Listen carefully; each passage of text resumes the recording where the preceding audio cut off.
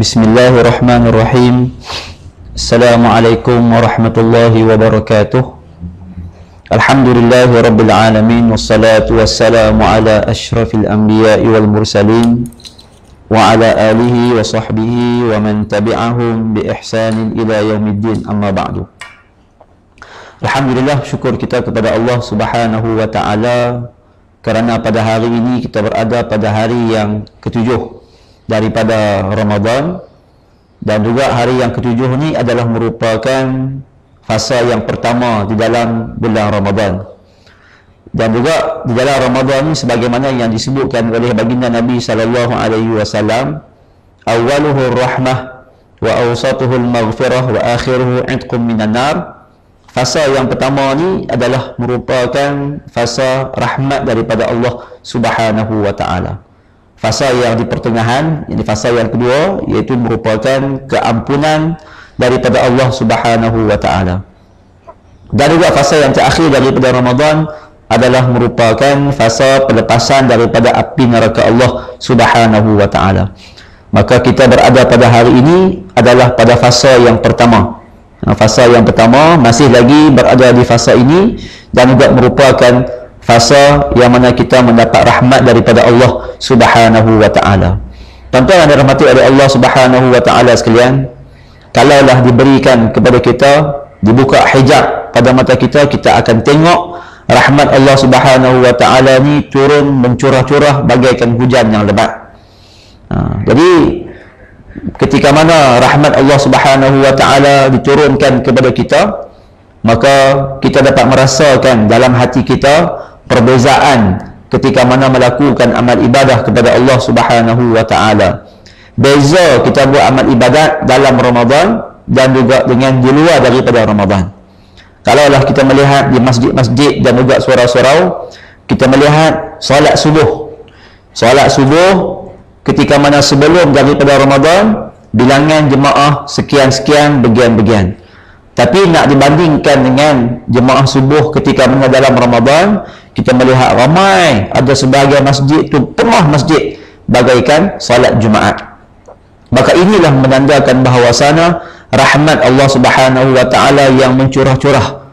Tuan-tuan yang dirahmati oleh Allah subhanahu wa ta'ala, kita ni selaku hamba kepada Allah, apabila kita melakukan amal ibadat kepada Allah subhanahu wa ta'ala, maka kita memerlukan pertolongan dan juga keizinan daripada Allah subhanahu wa ta'ala.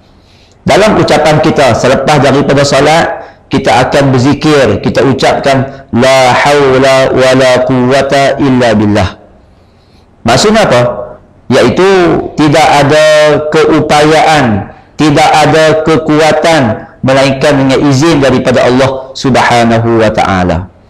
Kalaulah pada setiap hari kita mendengar lawangan azan daripada Bilal, dia akan azan di masjid dan juga di surau, hayya 'alas salah. Maksudnya marilah menuju, marilah datanglah semayang, datanglah semayang. Kita akan menjawab la haula wa la quwwata illa billah. Tidak ada keupayaan, tidak ada kekuatan melainkan dengan izin daripada Allah subhanahu wa ta'ala.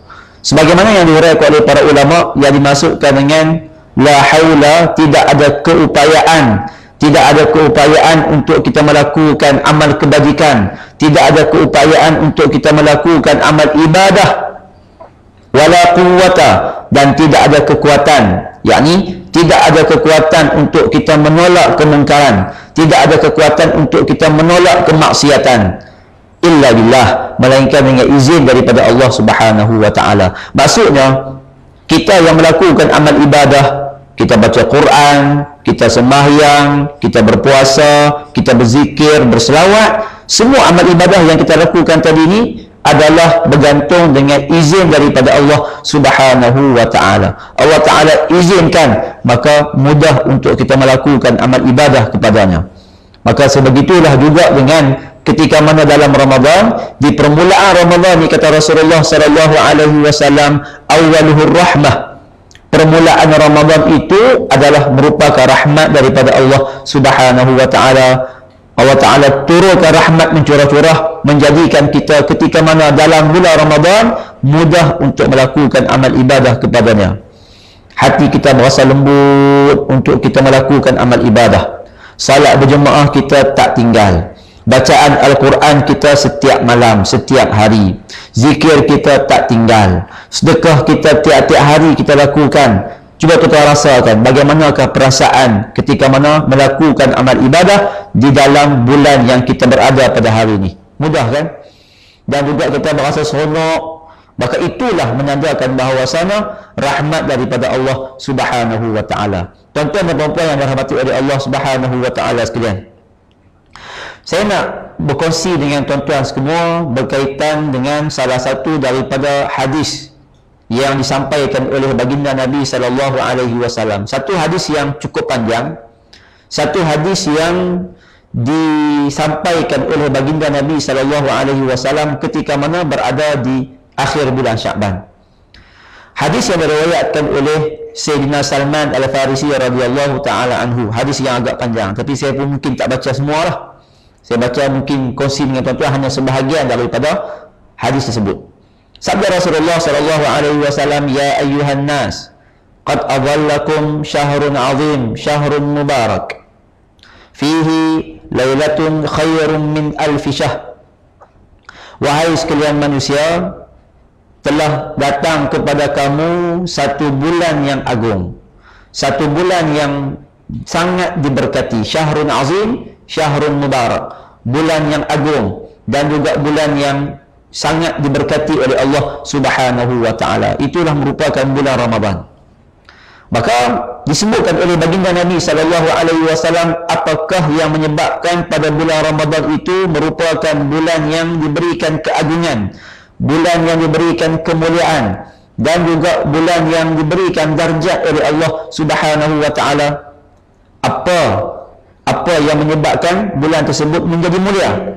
Salah satu di antaranya adalah pada bulan ini merupakan bulan yang dipilih oleh Allah Subhanahu wa Ta'ala untuk turunnya Al-Quran Karim. Turunnya Al-Quran. Maka kalau kita lihat dalam Al-Quran Karim, Allah Subhanahu wa Ta'ala menyebutkan Syahrul Ramadan alladhi unzila fihi al-Quran hudan lin-nasi wa bayyinatin minal huda wal furqan. Bulan Ramadan adalah bulan yang diturunkan padanya Al-Quranul Karim, yang mana Al-Quran ini adalah sebagai hidayah petunjuk dan juga sebagai penerangan kepada seluruh umat manusia. Itu peranan adalah Al-Quran. Maka Al-Quran ini adalah merupakan kitab Allah yang diturunkan kepada umat manusia melalui malaikat Jibril alaihi salam yang disampaikan kepada Nabi Muhammad sallallahu alaihi wasallam. Maka bulan Ramadan ini jadi mulia kerana padanya adalah diturunkan Al-Quranul Karim. Saya nak cerita dengan tuan-tuan sekalian berkaitan dengan Al-Quran ini adalah merupakan suatu yang sangat hebat. Lalu apa sahaja yang ada kait dengan Al-Quran, maka pasti akan diangkat darjat oleh Allah Subhanahu wa Ta'ala. Kalau kita melihat Al-Quran Karim ini adalah merupakan kalam Allah yang diturunkan oleh malaikat Jibril alaihi salam daripada Lauh Mahfuz ke langit dunia. Diturunkan pada bulan Ramadan, pada malam Al-Qadar. Jadi nanti kita akan sambut nuzul Quran pada 17 Ramadan. Jadi diriwayatkan katanya turun pada 17 Ramadan. Yang pastinya adalah pada malam Al-Qadar, yang pastinya ia adalah diturunkan pada pada bulan Ramadan. Maka Al-Quran ini diturunkan oleh malaikat Jibril alaihi salam. Maka malaikat Jibril adalah merupakan ketua kepada malaikat, Sayyidul Malaikah. Malaikat ni ada ramai. Malaikat ni ada puluhan ribu, puluhan juta malaikat. Tetapi di antara ramai-ramai malaikat tersebut, malaikat yang ketua adalah malaikat Jibril alaihi salam, sebab malaikat Jibril membawa Al-Quran Karim. Diturunkan kepada Nabi Muhammad sallallahu alaihi wasallam. Maka Rasulullah, Nabi kita adalah merupakan Sayyidul Anbiya, Sayyidul Mursalin, penghulu kepada segala Nabi dan juga penghulu kepada segala Rasul. Maka diturunkan kepada Nabi Muhammad sallallahu alaihi wasallam akan Al-Quranul Karim. Bahkan Al-Quran ini diturunkan kepada umat Nabi Muhammad sallallahu alaihi wasallam, kita lah. Kita umat Nabi Muhammad diturunkan Al-Quranul Karim. Maka umat Nabi Muhammad sallallahu alaihi wasallam menjadi umat yang terbaik sebagaimana yang disebutkan oleh Allah Subhanahu wa taala, kuntum khayra ummatin ukhrijat lin-nas ta'muruna bil ma'ruf wa tanhauna 'anil munkar wa tu'minuna billah. Kamu adalah merupakan sebaik-baik umat yang dikeluarkan untuk umat, untuk sekalian manusia, dan juga kamu melakukan perkara yang ma'ruf, ajak untuk melakukan perkara ma'ruf, dan juga mencegah daripada orang lain melakukan perkara-perkara yang mungkar, dan kamu beriman kepada Allah Subhanahu wa taala. Sidang hadirin yang dirahmati oleh Allah Subhanahu wa taala sekalian, maka bila mana Al-Quran diturunkan kepada umat Nabi Muhammad sallallahu alaihi wasallam, kita menjadi umat yang terbaik. Umat dalam dunia ni ramai, ada banyak. Umat Nabi Nuh alaihi salam, umat Nabi Musa alaihi salam, umat Nabi Harun alaihi salam, umat Nabi Isa alaihi salam. Tetapi dalam kebanyakan umat yang ada ini, umat yang terbaik adalah merupakan umat Nabi Muhammad, kerana umat Nabi Muhammad diturunkan padanya Al-Quranul Karim. Tak cukup dengan itu, kalau kita lihat Allah Ta'ala memilih waktu dan juga masa diturunkan Al-Quran. Lalu waktu dan masa tersebut menjadi mulia kerana Al-Quran Karim diturunkan pada bulan Ramadan. Maka bulan Ramadan dimuliakan oleh Allah Subhanahu wa taala berdasarkan kepada ayat Quran yang saya bacakan sebentar tadi, iaitu bulan Ramadan adalah bulan penurunan Al-Quranul Karim, diturunkan daripada Lauh Mahfuz ke langit dunia secara keseluruhan adalah pada bulan Ramadan. Lalu daripada langit dunia diturunkan ke bumi, diturunkan kepada Nabi Muhammad sallallahu alaihi wasallam dalam tempoh 23 tahun secara beransur-ansur, secara sikit-sikit bergantung kepada peristiwa dan juga keadaan yang berlaku.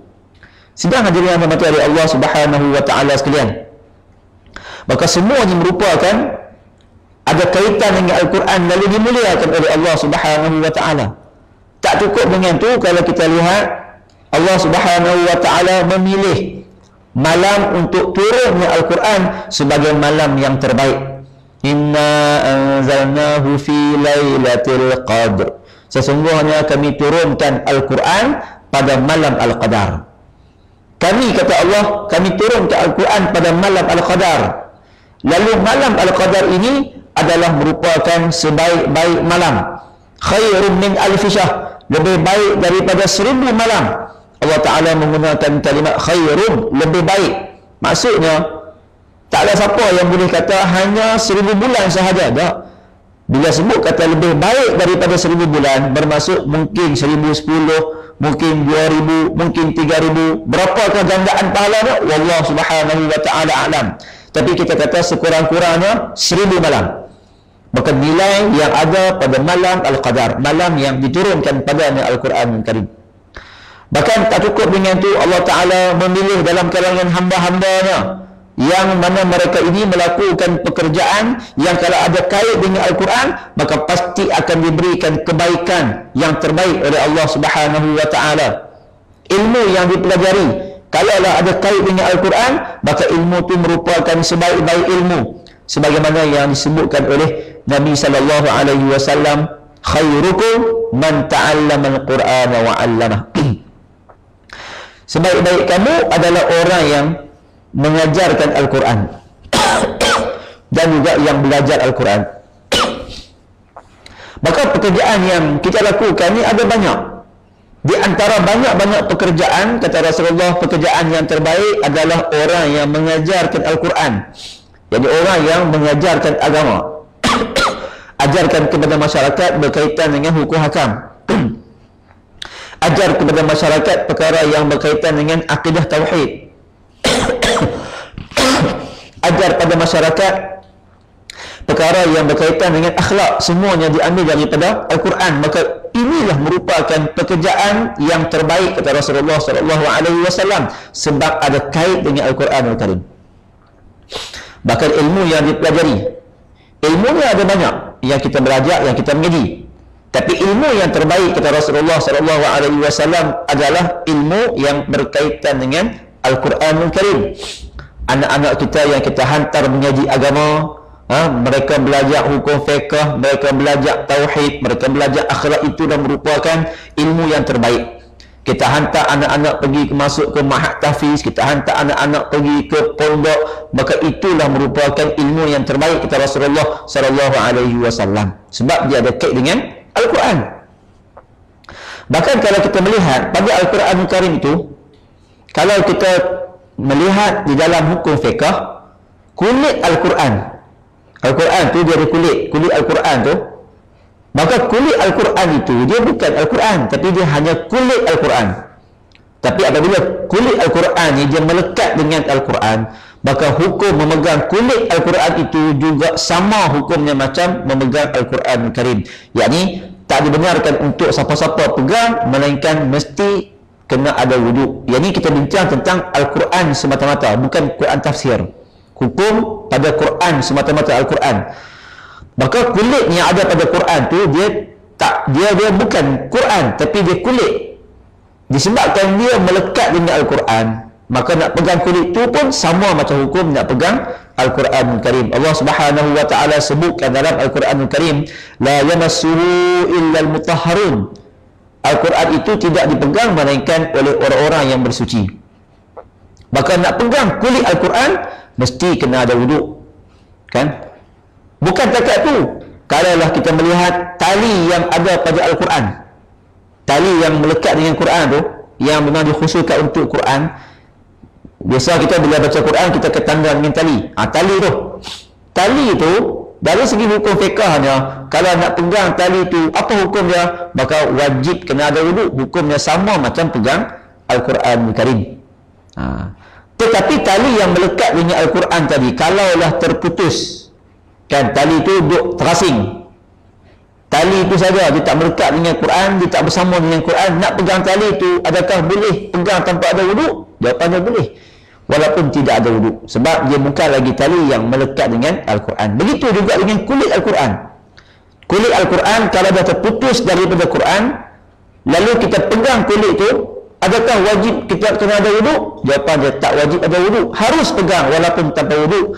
Maka ini merupakan satu analogi yang menggambarkan bahawasanya apa sahaja yang kalau ada kait dengan Quran, yang kalaulah ianya terkait dengan Quran, maka pastilah dia akan diangkat darjat oleh Allah Subhanahu wa taala.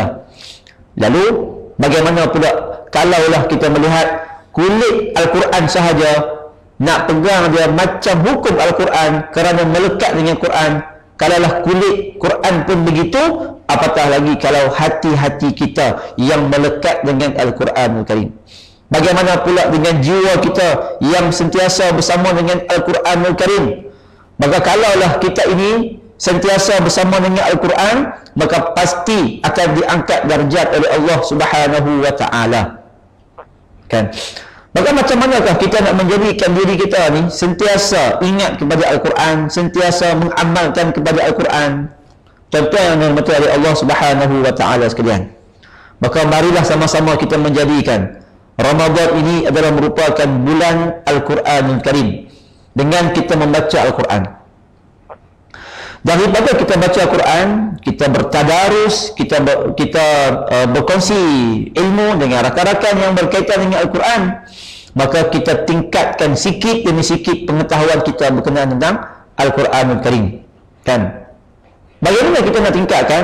Tuan-tuan, kalaulah kita melihat di dalam Al-Quranul Karim, Allah Subhanahu wa taala merekodkan kalam daripada Nabi Muhammad sallallahu alaihi wasallam yang mengadu kepada Allah berkaitan dengan umat Nabi Muhammad sallallahu alaihi wasallam. Firman Allah Subhanahu wa taala, wa qala ar-rasul ya rabbi inna qaumi ittakhadhu hadzal qur'ana mahjura. Dan telah berkata ar-rasul, wahai Tuhanku, sesungguhnya kaumku telah menjadikan Al-Quran ini sebagai suatu yang ditinggalkan. Mahjura, suatu yang ditinggalkan. Quran ni orang dah tak guna, tak amalkan. Maka apa yang dimaksudkan dengan Quran itu ditinggalkan? Diberikan tafsir oleh Al-Imam Ibn Kathir dalam kitab tafsirnya Al-Azim, Tafsir Al-Azim, menyebutkan bahawasanya golongan yang meninggalkan Al-Quran ini terbahagi kepada 4 golongan. Maka tuan-tuan, saya nak ajak kepada kita pada hari ini, kita melihat adakah kita termasuk dalam 4 golongan ni, yakni golongan yang meninggalkan Al-Quran, ataupun kita ni tak termasuk dalam golongan ni, kita merupakan golongan yang terselamat.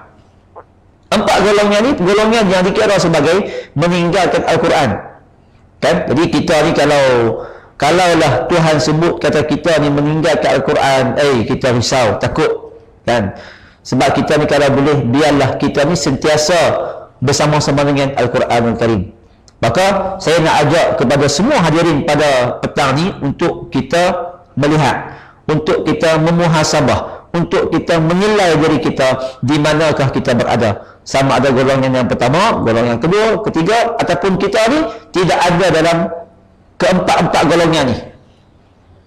Yang pertama adalah sebagaimana yang disebutkan oleh Al-Imam Ibn Kathir, golongan yang meninggalkan Al-Quran adalah mereka yang tidak membaca Al-Quran, mereka yang tidak beriman dengan Al-Quran. Golongan yang pertama. Saya rasa golongan yang pertama ni dalam kalangan kita tak ada lah mungkin, kan? Golongan yang mana mereka tak beriman dengan Al-Quran Al-Karim, mereka yang kafir. Ini golongan yang pertama. Golongan yang kedua adalah mereka yang beriman dengan Al-Quran, tetapi mereka ini tidak membaca Al-Quran. Maka hadirin yang dikasihi sekalian, kita muhasabah balik, kita tengok balik. Kita ni orang Islam, kita ni orang yang beriman.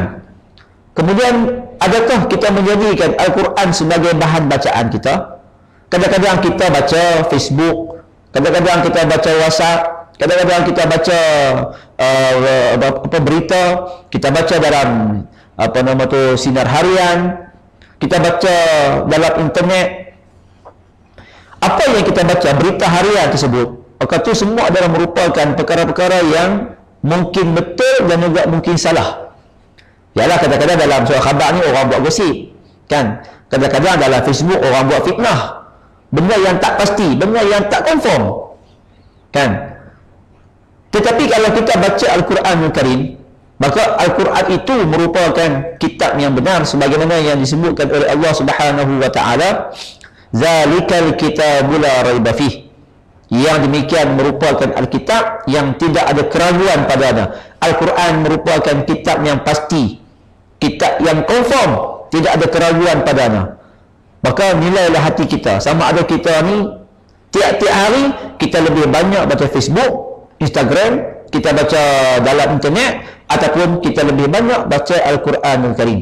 Percayalah tuan-tuan sekalian, bahawasanya kalaulah kita banyak membaca perkara yang berkaitan dengan hal keduniaan, kita baca surat khabar, kita baca majalah, kita baca internet, kita baca Facebook, WhatsApp dan juga lain-lain, maka akan menjadikan diri kita makin sabuk. Sebab kadang-kadang ilmu yang kita ambil, maklumat yang kita ambil, maklumat perkara yang tak pasti.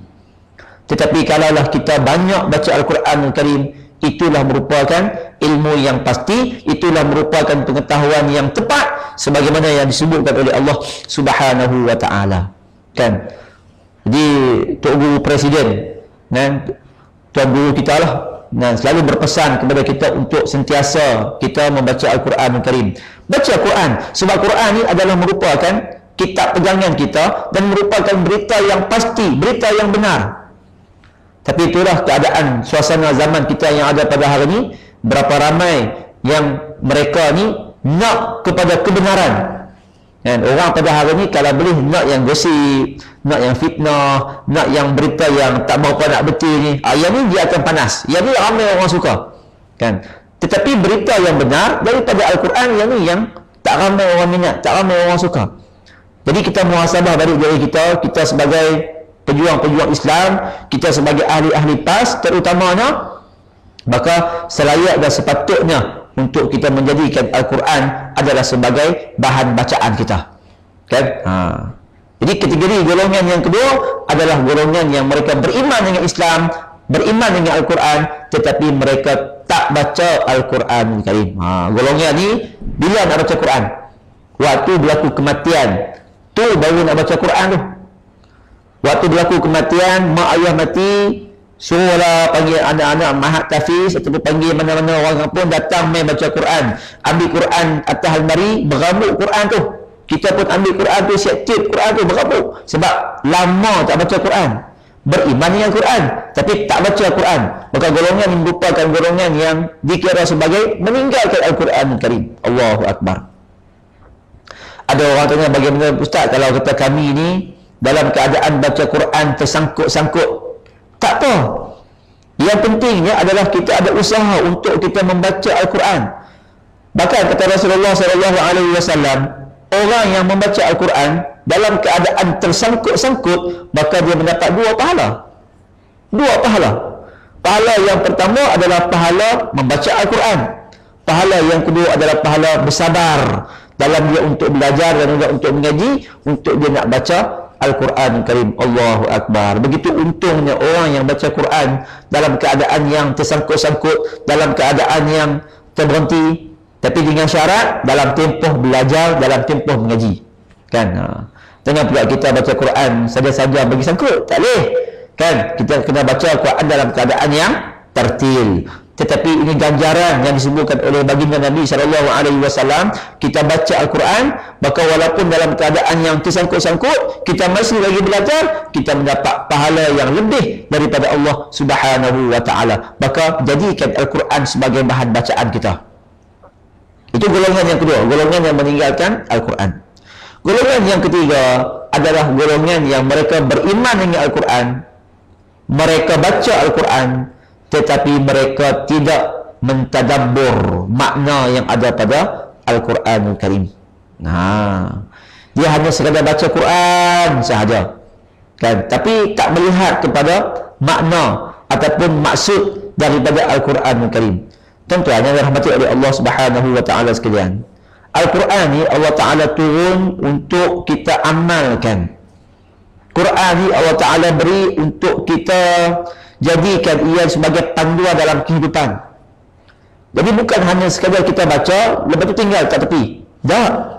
Tetapi apa yang kita baca, kita memahami daripada Al-Quran tersebut, tahu maksud dia, tahu isi kandungannya, tahu perintah daripada Allah, tahu larangan daripada Allah, maka kita amalkan dalam kehidupan kita. Maka inilah perkara yang dituntut di dalam Islam. Maka Quran yang kita baca, mesti kita kena tadabbur makna, mesti kita kena kenal makna, mesti kita kena tahu makna. Nak tahu makna macam mana? Pertamanya dengan kita belajar bahasa Arab. Dan untunglah kalau siapa-siapa yang belajar bahasa Arab, kan, anak-anak yang kita hantar pergi mengaji, maka mereka ni belajar bahasa Arab. Maka mereka baca Quran, faham apa yang isi kandungan daripada Al-Quran tersebut. Tapi kalau kita yang tak belajar bahasa Arab ni macam mana? Tuan-tuan, pergilah mengaji, carilah ilmu. Sekarang ni di Kedah kita khususnya, masjid dan juga surau ada buat pengajian. Ada sebahagian masjid walaupun ketika Ramadan pun masih lagi ada kuliah, masih lagi ada pengajian. Pergi untuk mengaji. Tak cukup dengan pengajian yang diadakan di masjid dan juga surau. Sekarang ni kita dah ada kuliah online, kita sudah ada tazkirah online. Maka ilmu ni ada di mana-mana sahaja. Cuma bila mana kita online ni, dia ujian dia lebih lah. Bila kita online, kita tengok tazkirah online, lepas tu datang pula sekali lagi mesej WhatsApp. Kemudian datang pula sekali lagi mesej kata apa nama, bagian lah. Tu sambil-sambil kita tengok tazkirah, sambil-sambil tengok kuliah, sambil-sambil kita buat benda lain. Berkat kurang lah sikit berkat, tapi boleh lah nak cari ilmu. Sebaiknya kita pergi menuntut dengan guru-guru, kita pergi ke masjid, pergi ke surau, kita bawa anak kita pergi ke masjid dan juga surau. Sebab apa? Untuk belajar tentang ilmu. Sekarang ni ikut SOP lah, ikut SOP. Untuk kita belajar tentang ilmu. Saya yakin ustaz-ustaz di masjid, di surau mengajar kita, mulut yang keluar, ilmu yang keluar daripada mulut takkan terlepas daripada menyebutkan tentang Al-Quranul Karim ataupun daripada hadis Nabi Muhammad SAW. Maka bila mana ustaz-ustaz yang mengajar, dia keluarkan Al-Quran, dia bacanya Al-Quran, Lalu daripada Al-Quran tersebut diberikan makna dan diberikan apakah keterangan dan juga maksud tadabbur daripada Al-Quran tersebut. Maka daripada sinilah kita yang tak belajar bahasa Arab, maka kita tahu apakah kehendak dan perintah daripada Allah Subhanahu wa ta'ala. Kan? Sekarang ni isu judi. Isu judilah yang berlaku dalam negara kita yang ada pada hari ini. Dalam Al-Quran Allah Subhanahu wa ta'ala menyebutkan bahawasanya judi ini adalah merupakan perkara yang diharamkan oleh Allah Subhanahu wa ta'ala. Innamal khamru wal maisiru wal ansabu wal azlamu rijsun min amali syaitan fajtanibuh. Maksudnya hanya sahaja sesungguhnya arak, judi, maisir itu judi, tilik nasib, kan? Kesemua ni adalah merupakan perkara yang buruk, rijsun, perkara yang najis, yang kotor, min amali syaitan, daripada amalan syaitan, fajtanibuh, maka tinggalkan perkara ini. Maisir adalah judi, maka judi adalah merupakan perkara yang diharamkan oleh Allah Subhanahu wa ta'ala. Maka kita baca Al-Quran, lalu kita faham, oh macam ni rupanya. Agak pelik bila mana orang yang berada dalam bulan Ramadan, dia baca Al-Quran 30 juzuk, tiap-tiap hari habiskan bacaan sejuzuk Al-Quran, tiba-tiba main nombor ekor. Contoh sekarang nak main nombor ekor, tak perlu dah pergi ke kedai, dalam handset pun dah boleh main nombor, kan? Jadi sebab apa yang boleh jadi macam tu? Kerana dia tak faham daripada Al-Quran Karim. Maka sebab itulah kita yang baca Al-Quran, adakah cukup dengan baca? Tak, mestilah kita memahami daripada Al-Quran tersebut. Maka nak faham Al-Quran, mesti kena belajar, mesti kena mengaji. Maka yang keempat, golongan yang keempat yang disebutkan oleh Al-Imam Ibn Kathir adalah golongan yang mereka ini beriman dengan Al-Quran, mereka baca Al-Quran, mereka tadabbur makna Al-Quran, tetapi mereka tidak mengamalkan daripada Al-Quran Al-Karim. Ini golongan keempat ni. Kita risau tuan-tuan, adakah kita termasuk dalam golongan yang keempat? Kita beriman dengan Al-Quran, kita baca Al-Quran, kita memahami maksud Al-Quran, tetapi adakah kita mengamalkan daripada Al-Quran ataupun tidak? Kan?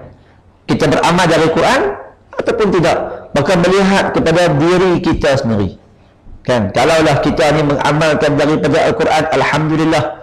Tapi walaupun begitu, ada seterusnya, ada sebahagian-sebahagian daripada Quran tu yang kita bila lihat, aku nak buat tapi ada masalah, kan? Aku nak buat tapi tak boleh nak buat lagi.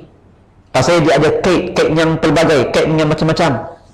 Maka sebab itulah kita orang yang beriman, bila mana kita baca Al-Quran, kita faham maksud daripada Al-Quran Al-Karim, kita akan berusaha bersungguh-sungguh untuk mengamalkan Al-Quran keseluruhannya.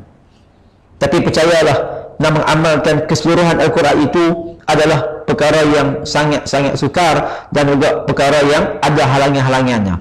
Mana yang kita mampu buat, kita buat. Tetapi ada perkara yang kita tak mampu nak buat, melainkan kena ada syarat, kena ada tahap, kena ada masa untuk kita mengamalkan daripada Al-Quran Al-Karim. Tentu yang dirahmati oleh Allah Subhanahu wa ta'ala sekalian.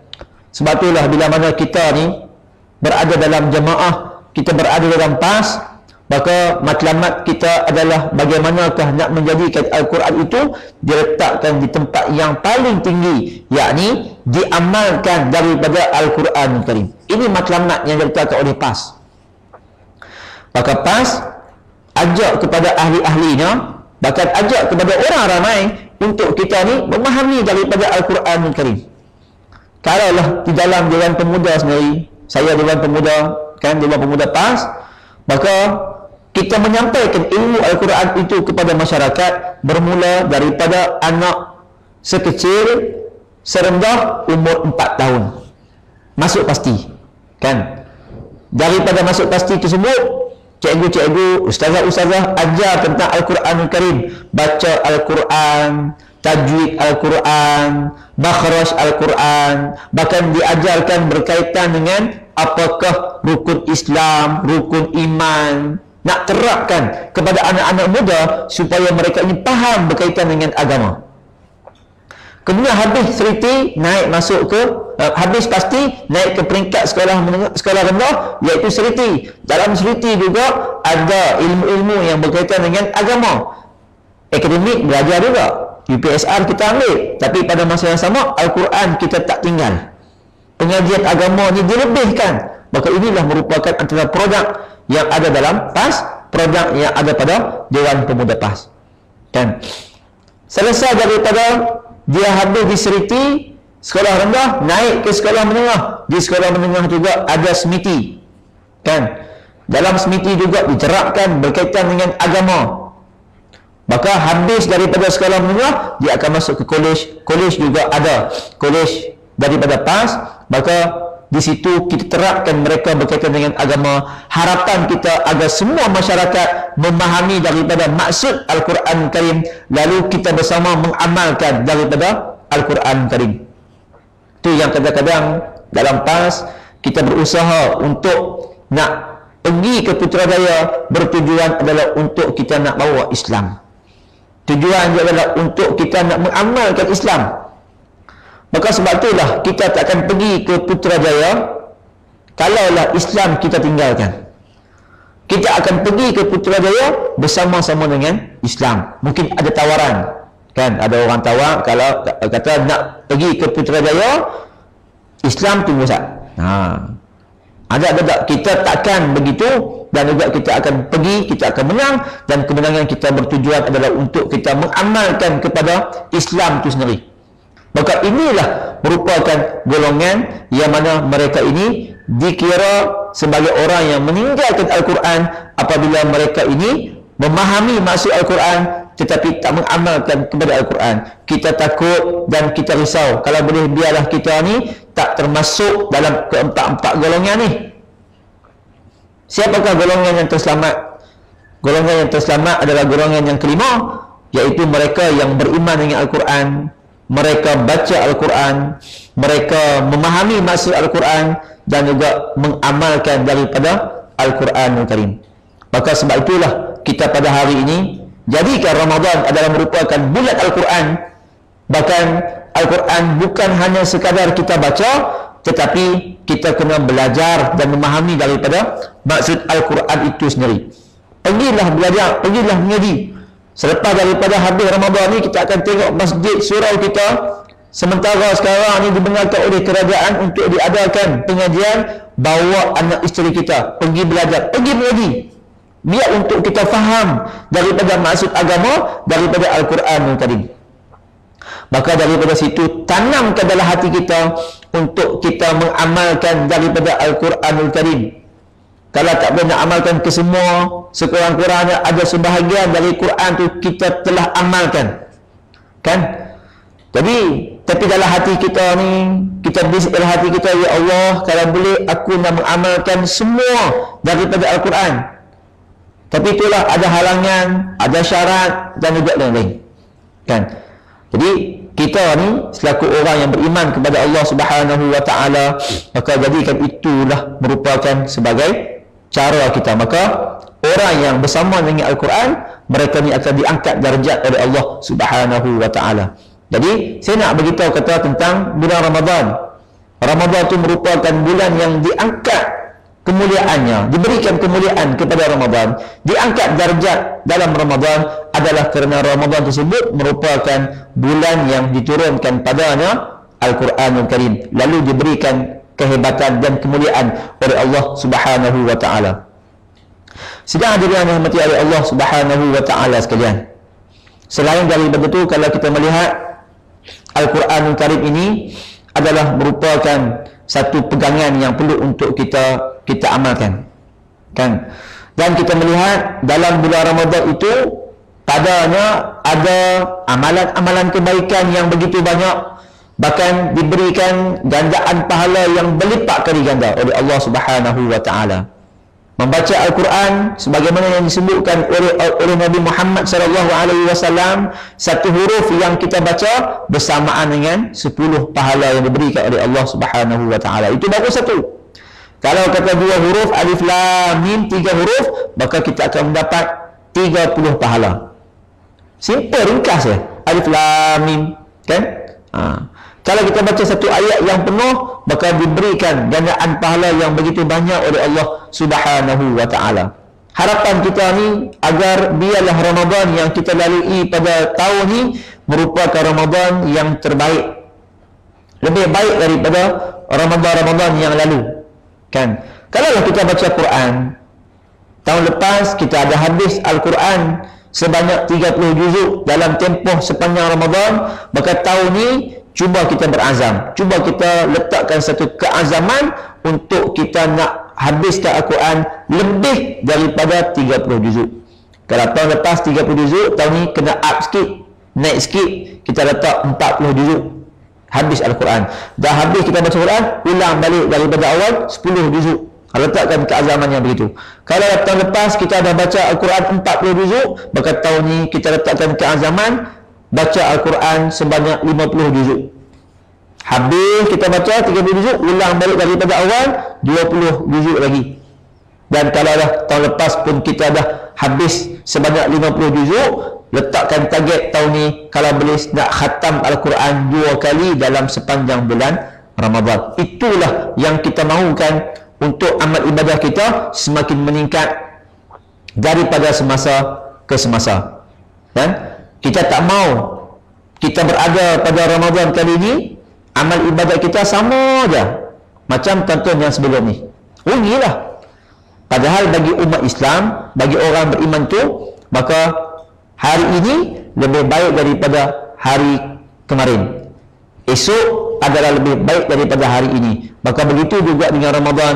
Ramadan kali ini adalah lebih baik daripada Ramadan yang lepas. Dan kita harapkan kalau diberikan keizinan untuk Ramadan akan datang, maka Ramadan ke depan yang akan datang adalah lebih baik daripada Ramadan pada tahun ini. Jadi mudah-mudahan Allah Subhanahu wa taala memberikan kebaikan dan rahmat kepada kita semua, dan juga kita berdoa kepada Allah Subhanahu wa taala agar diberikan keampunan dan juga rahmat, keberkatan sepanjang kita berada dalam bulan yang penuh dengan barakah ini, insya-Allah. Wallahu Subhanahu wa taala alam. Mudah-mudahan apa yang kita kongsikan pada petang ini akan diberikan keberkatan, rahmat oleh Allah Subhanahu wa taala. Yang baik datang daripada Allah, yang buruk datang daripada kelemahan diri saya sendiri. Saya mohon ampun dan juga maaf. Sekian aku qauli hadza wa astaghfirullah li wa lakum. Assalamualaikum warahmatullahi wabarakatuh.